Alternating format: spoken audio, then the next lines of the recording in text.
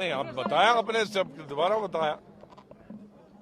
Doctor Asif साहब बनहाल के हैं, कांग्रेस में थे कई सालों से। पहले तो ओरिजिनल इनके वालिद साहब नेशनल कॉन्फ्रेंस में थे, लेकिन मैंने ही इनके भाई को ज्वाइन कराया था कुछ साल पहले, और तब से ये कांग्रेस थी। कांग्रेस की पूरी सिस्टम को वहाँ चलाते थे, इलेक्शन लड़वाते थे, असेंबली का भी, पार्लियामेंट का। तो आज ये अपने सैकड़ों साथी तो यहाँ आए, वैसे तो हजारों साथियों के साथ मेरी पार्टी ज्वाइन की।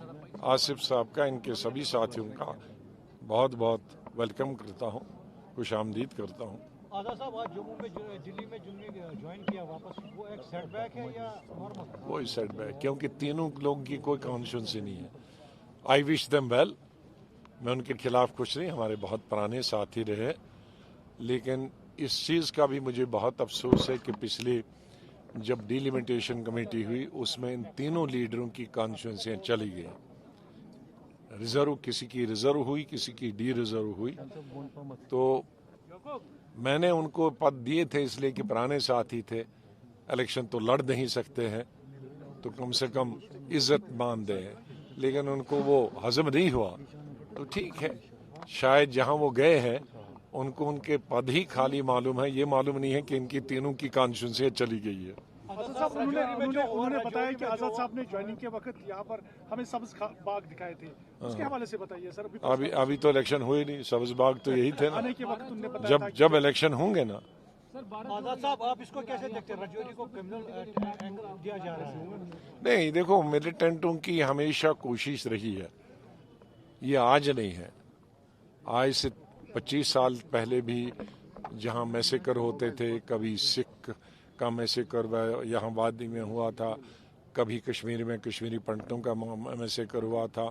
मैं ये नहीं कहता कि खाली कश्मीरी पंडित और सिख मारे गए, हिंदू मारे गए, मुसलमान भी हजारों की तादाद में कई गुना मारे गए। लेकिन मुसलमानों का कोई न कोई बहाना करते थे।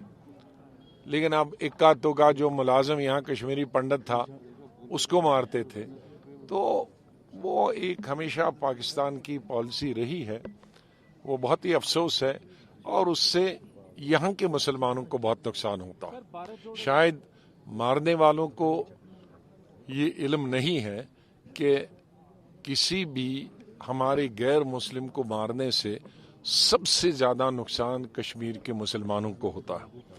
हमारे लाखों बच्चे और बच्चियां कश्मीर की अभी हिंदुस्तान के दूसरे सूबों में पढ़ती हैं, तो उनके साथ फिर उसका असर पड़ता है। तो मैं समझता हूं कि कश्मीरी अवाम भी इस बात को नहीं समझते, क्योंकि मैं दिल्ली में रहता था तो मुझे शिकायतें आती थी, कहीं बेंगलोर से, कहीं यूपी से, कोई दूसरे, कि देखो वहां वारदात हुई है हिंदू भाइयों के साथ, तो यहां अभी हमें डर लगता है, खौफ लगता है। लिहाजा इस बात का हमें एहसास होना चाहिए कि कभी अगर एक हिंदू को मारा जाता है तो लाखों हमारे लड़के लड़कियां जो कश्मीर के हिंदुस्तान में पढ़ते हैं, उनके लिए हम आफत तैयार करते हैं। भारत जोड़ो यात्रा कश्मीर आ रही है, आपको लगता है कुछ इम्पैक्ट होगा? अब वो जाने, जो यात्रा कर रहे हैं वो जाने, और हम पक जानेंगे इलेक्शन के वक्त। नमस्कार, मैं हूं मानक गुप्ता। अगर आपको हमारा ये वीडियो पसंद आया हो तो इसे लाइक और शेयर जरूर करें, और हाँ, हमें सब्सक्राइब और फॉलो करना ना भूलें, ताकि आप देश और दुनिया की कोई खबर मिस ना करें। तो जुड़े रहिए हमारे साथ और देखते रहिए News 24।